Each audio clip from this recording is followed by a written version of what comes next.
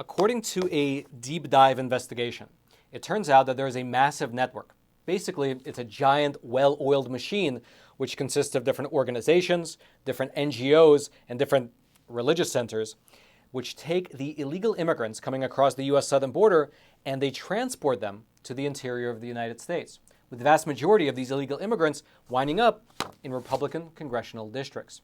However, let me take a quick moment to back up and set the stage for you properly regarding this report.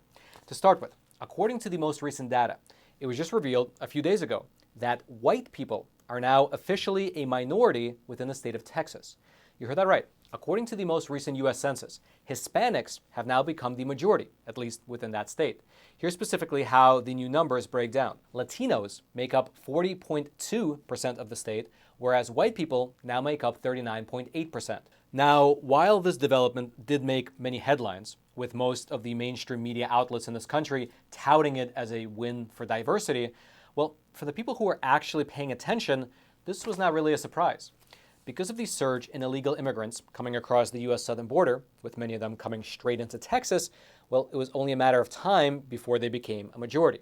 And by the way, in case you're wondering, the answer is yes. The U.S. Census does include illegal aliens in their total official count.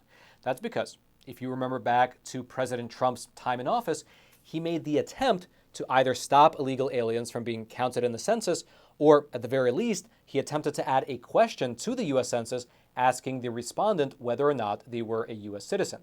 However, if you remember, both of those initiatives failed. That's because, for one, the U.S. Supreme Court prevented that question from being added, and then secondly, as soon as Joe Biden entered the White House, and I mean that literally, on his very first day in office, he issued an executive order mandating that the Census Bureau include illegal immigrants in their apportionment. And indeed, if you head on over to the U.S. Census Bureau's website right now, they have an FAQ page where it says this, quote, question, are unauthorized immigrants included in the resident population counts? Answer, yes. All people, citizens and non-citizens with a usual residence in the United States are included in the resident population for the census. And so, this is all to say that the surge in illegal immigrants that's been taking place over the past decade has, for one, flipped Texas into what's known as a minority-majority state, and secondly, because of the way that the U.S. Census is conducted, there is no way for us to know the percentage of these individuals who are non-citizens. However, you might be watching this happening and you're thinking to yourself, hey, that's pretty rough for Texas to have their population inundated with millions of illegal immigrants from Central and South America, but here in the Midwest, it's not a problem. And that is, however, where you're wrong. Because while many illegal immigrants do stay in Texas, many others actually move to other states. Their final destination is actually in the interior of the U.S. And according to a phenomenal investigation that was conducted by the Heritage Foundation, they found something truly surprising. These illegal immigrants are overwhelmingly going to Republican congressional districts.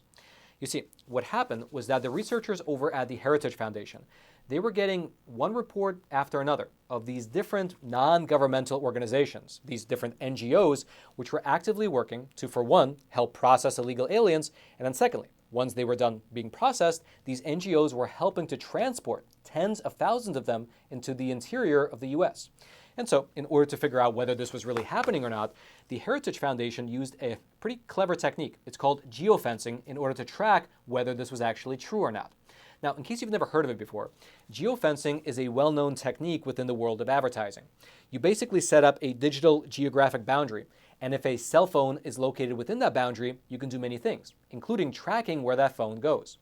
And that's exactly what these researchers did. They identified over 30 of these NGO facilities that were helping to process illegal immigrants once they got into the country, and they geofenced those facilities in order to track the movements of the cell phones of the migrants. Using this method, they were able to obtain the movement patterns of over 30,000 anonymized cell phones, and then they were able to track where in the country these people were being sent to. Now, they conducted this investigation in 4 separate phases, with each phase looking at different NGOs. And so in phase number 1, these researchers targeted just 2 facilities. On your screen, you can see how the technique works. This screenshot here shows how the researchers geofenced the cell phone ping data that was located at the Del Rio Customs and Border Protection Station, which is where many illegal aliens are processed upon entering the country. Then this other screenshot here shows the cell phones which were found at the Val Verde Border Humanitarian Center. Now, this particular NGO was of great interest because, among other reasons, their website, their very own website, brags about their ability to move migrants throughout the country.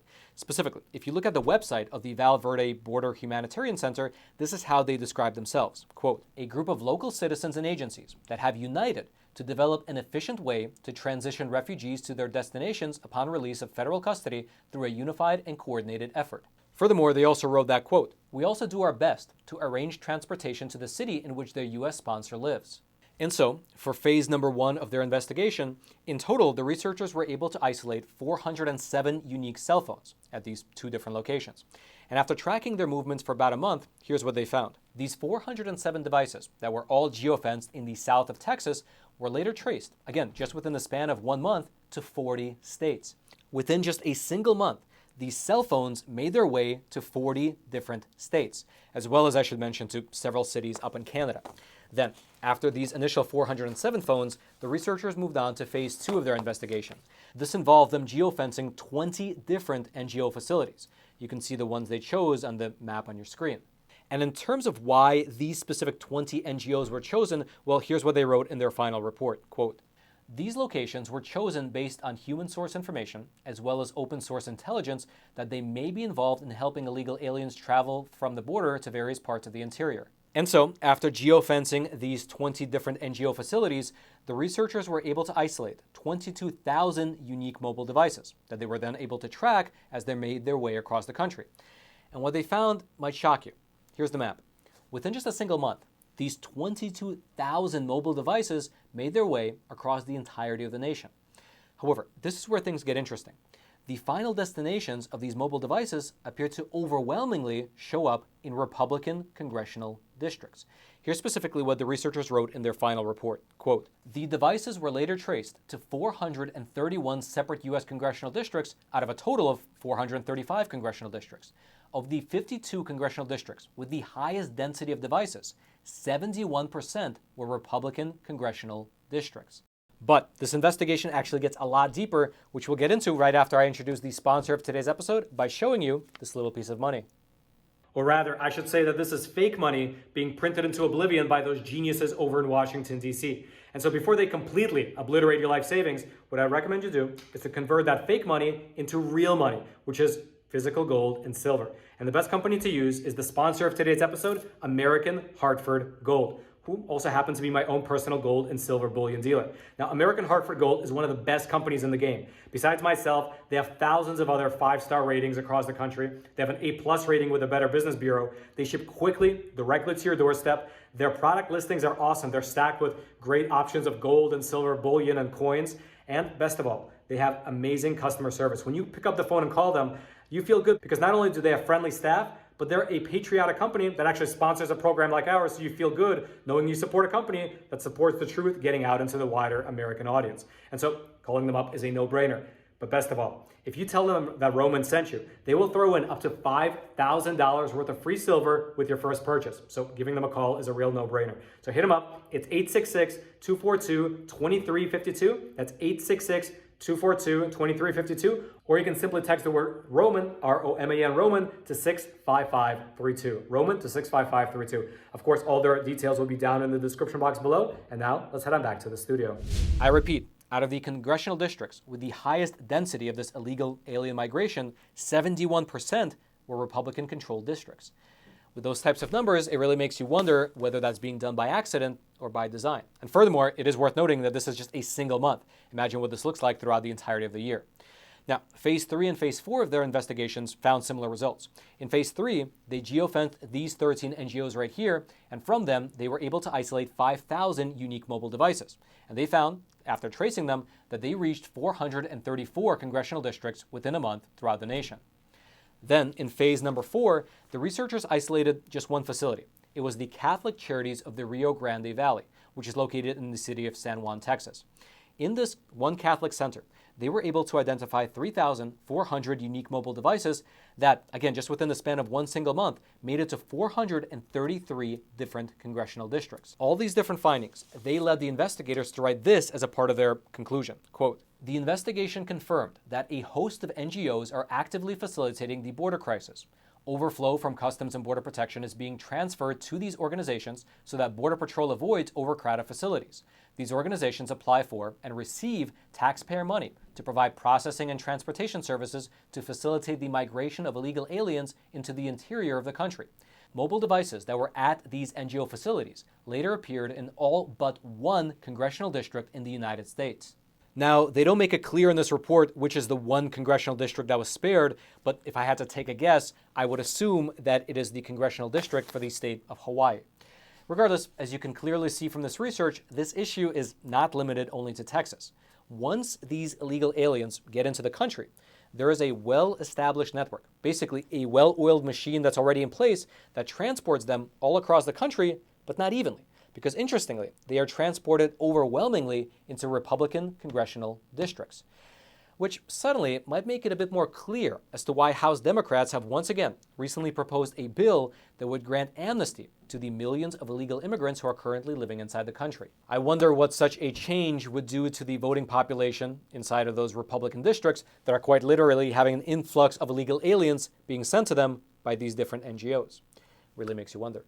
If you'd like to go through the details of this entire investigation, I'll throw a link to the PDF version of it down into the description box below this video for you to peruse. And of course, that is that same description box right below those like and subscribe buttons, which I hope you take a quick moment to smash so that all this vital information can reach ever more people via the YouTube algorithm. And then lastly, if you'd like to go deeper, if you'd like to get an actual on-the-ground deep dive of this illegal surge in immigration, as well as how specifically it's being both promoted and supported by the United Nations, well, over on Epic TV, we recently published an awesome documentary called Border Deception, how the US and the UN are quietly running the border crisis. Here's a trailer for that awesome documentary. What use is a wall if the migrant crisis is being facilitated by the United Nations working with NGOs? Many of the people that can't get visas to come, start off in Mexico, they start in South America. Is this a coordinated effort? And if so, what's the motive? Families coming across claiming asylum because they had children, but there was the same children every week.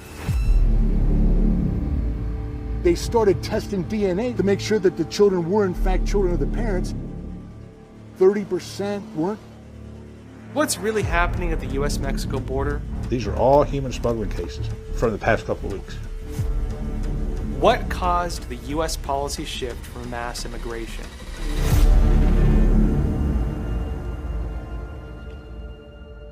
If you'd like to check out that phenomenal documentary, you can do so over on Epic TV, our awesome no censorship video platform. The link to it will be right there at the very top of the description box below. Just click on that link and you can head on over and watch it right away.